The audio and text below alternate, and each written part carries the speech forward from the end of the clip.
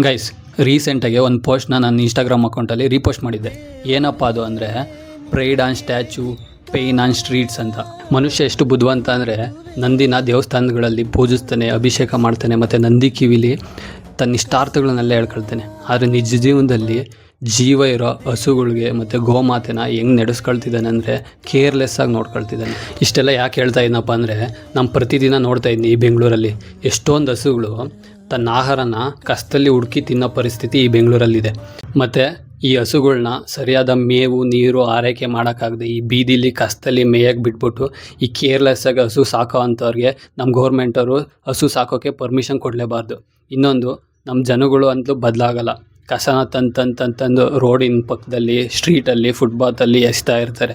ನನಗಂತೂ ಈ ಹಸುಗಳು ಬೀದಿಲಿ ಈ ಕಸದಲ್ಲಿ ಮೇಯೋದು ನೋಡ್ಬಿಟ್ಟು ತುಂಬ ಬೇಜಾರಾಯಿತು. ಅದಕ್ಕೆ ಈ ವಿಡಿಯೋ ಮಾಡ್ತಾಯಿದ್ದೀನಿ.